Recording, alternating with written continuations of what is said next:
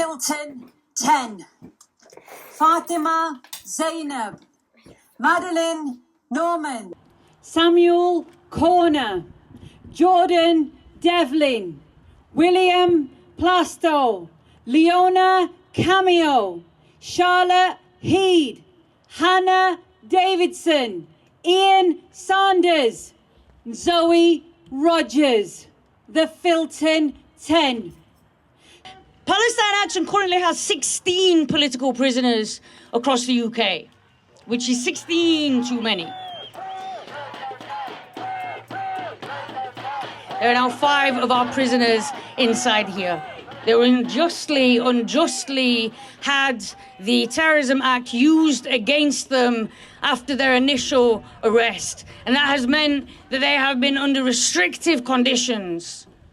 That has meant that they have been under maltreatment, which has sometimes looked like malnutrition, which has looked like consistent Islamophobia, consistent restriction on people's needs, consistent restriction on people's ability to communicate. They have been isolated as best as the state can do, but they can't isolate them that much because, look, we're all here.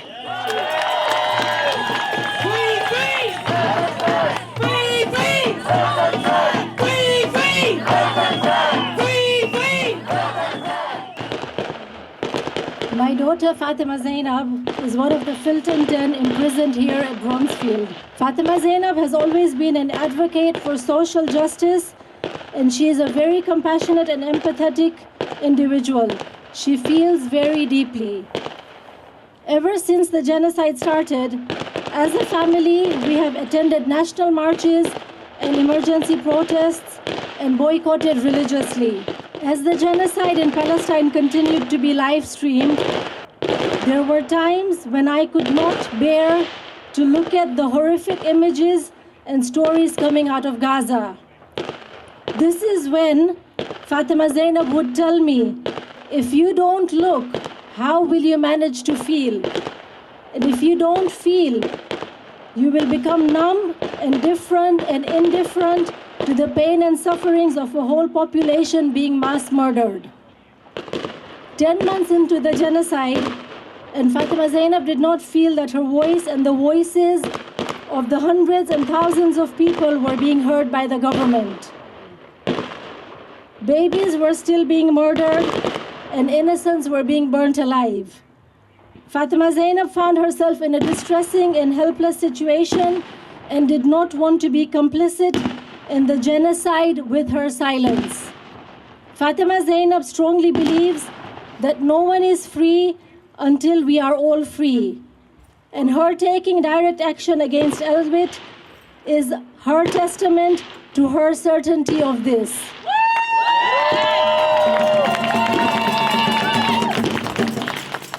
One of the first things that Fatema Zainab asked me when she was finally allowed a call 2 weeks into her arrest was, "Mommy, are you mad or upset with me?"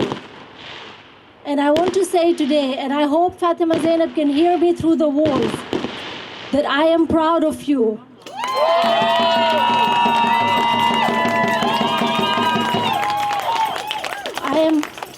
I am proud of your courage for standing up to the oppressed of our time. And I believe strongly that one day Palestine will be free. Hannah! Fatema!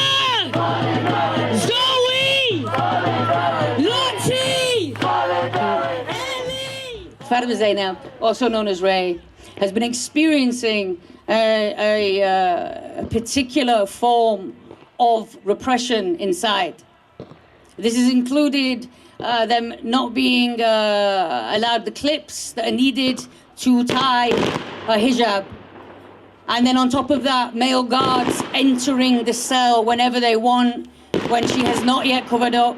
And now we hear that they are also bullying her, degrading her for the fact that she can't cover up in time when they come. This is horrible. This is psychological torture. Cowards! Cowards! Cowards! Cowards! Cowards!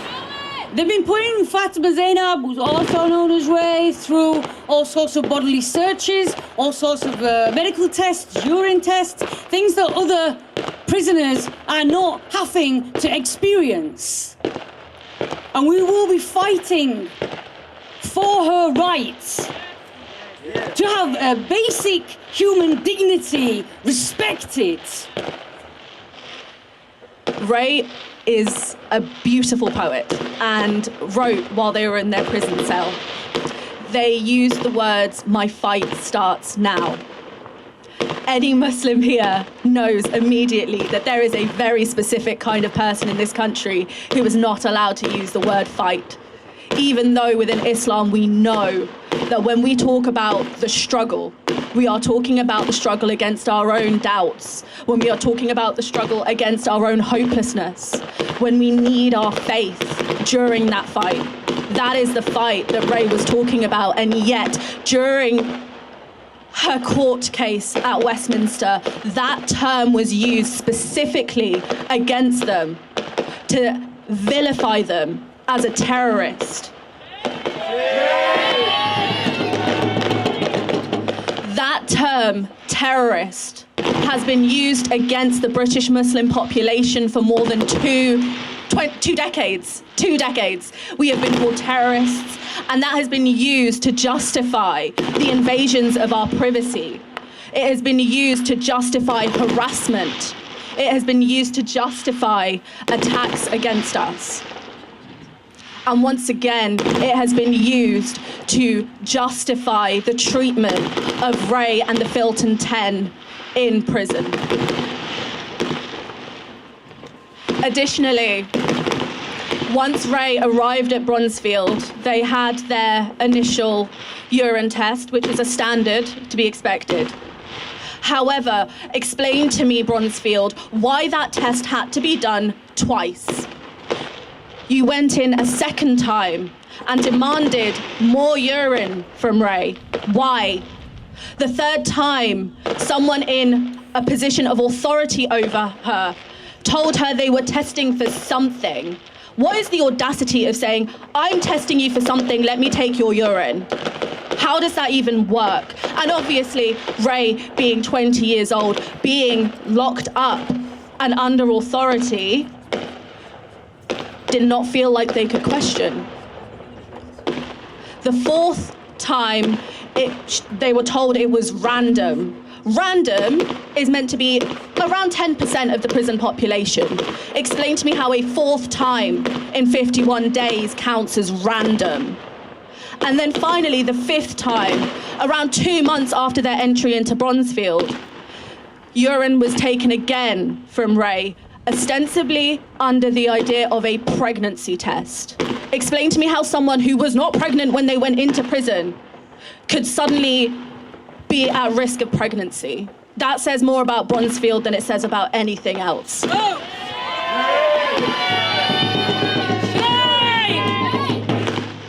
We call on Bronzefield to justify the repeated urine sampling of Ray Rajwani, justify it under the current legal rules, the PSOs, the PSIs, justify how you could possibly do this to them. We insist that future drug testing has to be justified. There has to be a need for it. You can't just say to Ray, "Oh, we're testing for something. Oh, we think you're pregnant for no reason." There has to be a justification. And in that case, you need to tell their lawyer. You need to tell their solicitor what this is for, because right now you have shown the level of harassment you are willing to put Ray through. We also demand that the NAO is entirely lifted. The non-association order is used to justify the complete division of activities, rights, and visitation that all of the Bronzefield prisoners are facing right now. Brick by brick, wall by wall, free them, free them, free them all. Brick by brick, wall by wall, free them, free them, free them all. We are not criminals. We might be the apocalypse of empire,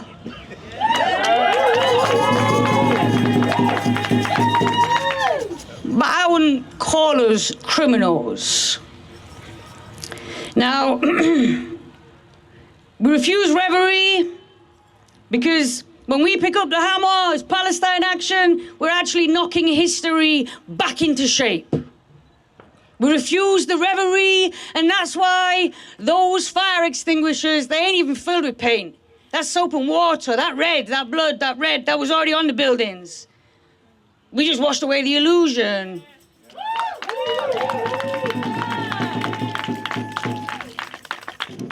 And we will refuse to shrink, and that's why we're here. After all that we have witnessed, the grief has shaped us and shaped each person who is here. And it has shaped us into people who can shut down arms factories for Palestine, for Lebanon, for Yemen, for Syria, and for Iraq. And we will not turn away from our duty, and that's what's brought us all here.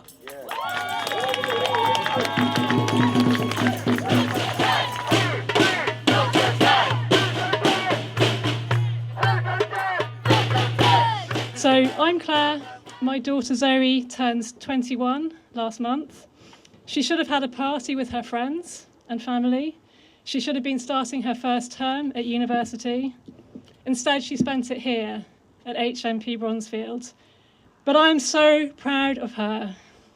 And I'm in awe of all the Filton 10. They've put their lives on hold and submitted themselves to this humiliating treatment, this incarceration, because they saw that our government wasn't acting to stop a genocide. If our government leaders had a conscience, our loved ones would not be in prison right now. So, as we've heard, Zoe has written a poem. It breaks me every time I read it. This is a poem that she wrote about people asking her why she was in prison, all the conversations she's had with other prisoners. And it's called Prison Conversations. When they ask why I did it, I tell them about the children, how their childhood is stolen from them, how their skeletons are left charred and smoking, how easily their bodies are crushed by falling buildings, how their skin melts as their flaming tents collapse around them. I tell them of the boy found carrying his brother's body inside his bloody backpack. I tell them of the girl whose hanging corpse ended at the knees. I tell them of the father holding up his headless toddler. I tell them of the mother who received the approximate weight of her family in body parts to bury, as they had all been shattered beyond recognition. Then I tell them about the history, how this has happened time and time again. I tell them about the Stern Gang, the Hilltop Youth, the wars of 48 and 67, Operation Cast Lead and Protective Edge. I explain how they call it mowing the lawn, cleaning the land of these human animals, how they calculate the minimum nutrients to keep everyone alive, chop a bit off and let only that inside. How since the war they've banned chlorine, morphine and children's toys and much more that's needed for people to survive. Finally, I talk about how it was us that started it, with our Balfour Declaration and media suppression. And I say, I cannot stand for this. It can go on no longer. So I took action against Elbit, their weapons supplier. But I never forget to say that it was love, not hate, that called me. Watching their songs and dances for freedom, reading their hope-filled books, listening to their dreams of being doctors, teachers, journalists, and never giving up. That's Zoe's poem.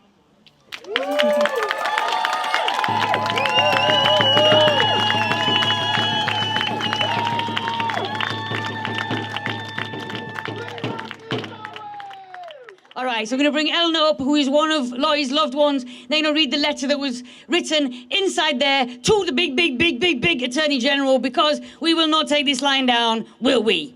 No. Let's go.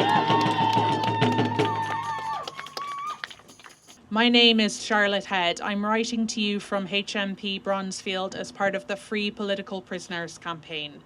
I'm currently on remand after being arrested at Elbit Systems factory in Filton, Bristol, having been charged with criminal damage, aggravated burglary and violent disorder. Prior to my arrest, I worked as a domestic abuse housing advocate and previously spent 3 years as a volunteer providing humanitarian aid to displaced people in Calais, France. It was there that I witnessed the depths of suffering caused by conflict and war, meeting people from the likes of Afghanistan, Eritrea, Syria and Sudan. I was just 20 years old when I first arrived, and to work face to face with people who had lost and endured so much had a profound impact on me.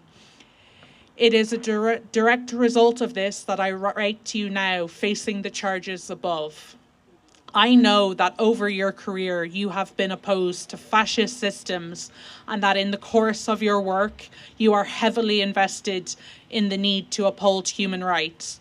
I share these beliefs, and it is because of these values we share that I was part of the direct action at Elbit Systems. What I did to save human lives. This action was a continuation of my work to try and help and support others, a motivation that I believe you share and can understand. My co-defendants and I have been unjustly held in counter-terror, denied bails and demanded to endure over 16 months on reprimand because we could not sit idly and watch a massacre continue, a massacre armed with equipment made on British soil. I will neither beg nor plead for a change in our treatment. However, I will ask you to consider whether it aligns with your own beliefs and what your head, your heart and the law tells you is right. Yours sincerely, Charlotte Head. So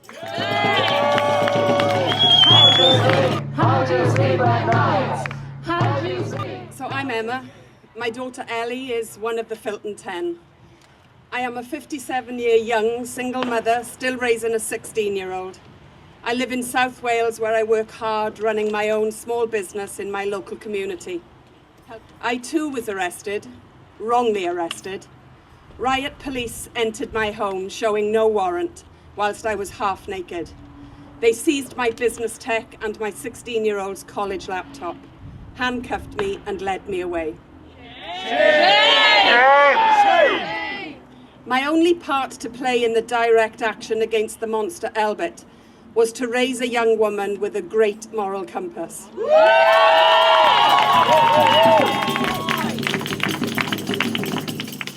I disappeared from my family for 5 whole days in solitary confinement before they released me, without charge, without an apology, and without my belongings. Shame. My life and my business upside down. I was left traumatized in prison scrubs, 150 miles from my home, feeling like an animal.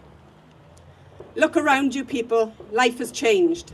Young, conscientious people are being locked up under the abuse of the Terrorism Act and silenced for taking direct action to stop the murder of innocent civilians. Britain is complicit in genocide. Yes. Our heroes locked up behind us here in Bronzefield should be being awarded the George Cross for bravery, not silenced and hidden away like animals. It is the responsibility of each and every one of us to stand up, push back, reclaim our human rights, or this story is coming to a town near you. Yes. Bob Marley's One Love was written in the 70s during a time of great political unrest. The world feels like a much smaller place today, but the unrest is everywhere. The world is largely at war and it cannot be won with bombs and drones. But it can be dissolved if we connect and unite as one big humankind and say, not in my name. They cannot lock us all up. There are more of us than them. Make sure that you are standing on the right side of history, like my daughter Ellie and the rest of the Filton 10. Thank you.